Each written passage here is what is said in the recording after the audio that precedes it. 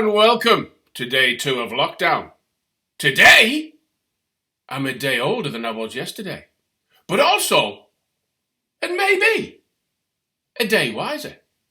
You see, yesterday I did things I've been putting off for ages.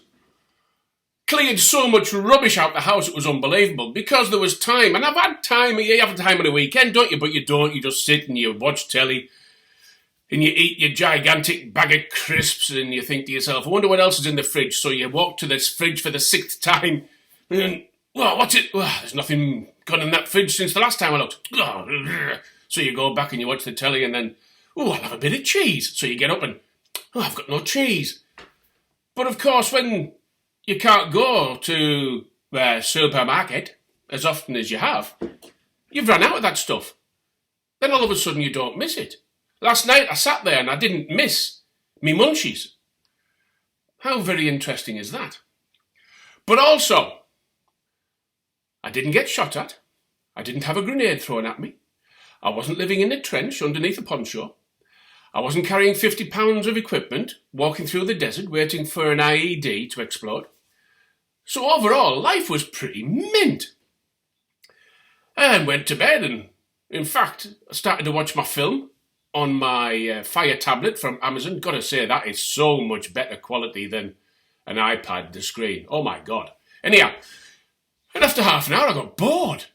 So I went to sleep. I woke up at 3 o'clock and I thought, oh God, here we go again. So I started to listen to an audible version of The Lone Rider by Elspeth Beard. I'll put a link somewhere so you can have a look.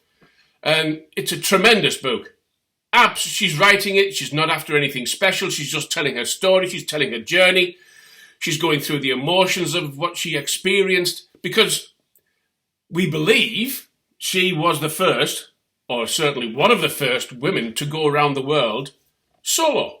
She didn't do the whole thing solo, but you'd have to read the story to find out more, wouldn't you? But it's a tremendous story. So I listened to that for a couple of hours and I went back to sleep. Woke up this morning feeling fine. I've got something special on my mind. And did my exercises. Got up. Had my bowl of porridge. Haven't had a bowl of porridge for a long time. Yum, yum, yum, yum, yum, yum, yum. How nice is that? So what am I going to do today?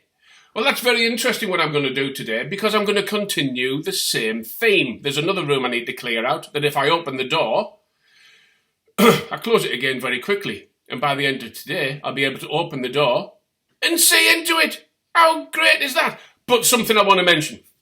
Something which is becoming very apparent really quickly. Pollution is so far down the scale now compared to what it would have been prior to the bug. Because there's no cars around. There's no motorbikes around. There's no truck. Well, there are trucks around. There's not as much vehicle on and stuff going. Rivers are cleaning themselves. There's people posting that they're seeing the blue sky. Blue sky. Not through a haze, blue sky for the first time over places like Delhi in India. Outside, the birds are going nuts. They're tweeting their heads off. The birds couldn't care if the human race survives. They'll just continue on. I'm sure the chimpanzees in Africa are the same. They don't care if we survive. They'll just continue on because that's their life. They're going for their survival, but they're not contributing to the pollution of the planet. Perhaps the seas might start to get clearer because there's less pollution. The air will become sweeter. I was listening to Virgin Radio earlier this morning with Chris Evans, and I like him. Some people do, some people don't. Hey, all about choices. And he was saying he could see more clearly over London than he's ever been able to before. Now, we're only on day 2 of lockdown. Granted, over the last couple of weeks, there's been less traffic and I suppose less manufacturing and everything going on to create pollution. But how amazing is that? The Earth is reinventing itself. It doesn't need us. It doesn't need us to survive. We're killing it. And I think this is showing it. We're killing our world. We're killing our home. We're killing the only bloody place that we've got to live. I won't get on my soapbox, you're all right. So that's the thought for today. Yes, coronavirus. If I die, I die. I've had a reasonable life so far. I've had my ups and my downs. We all have. I've been wealthy. I've been poor. I've been happy. I've been sad. Isn't that what life's all about, though? I'd be disappointed if I catch this bug and I go, of course I will. I've got things I want to do. But it's kind of out of my control unless I take the advice of living in the house for 3 months. And that's what I'm going to do. But just look how quickly the earth has forgotten that we exist. And until the next time,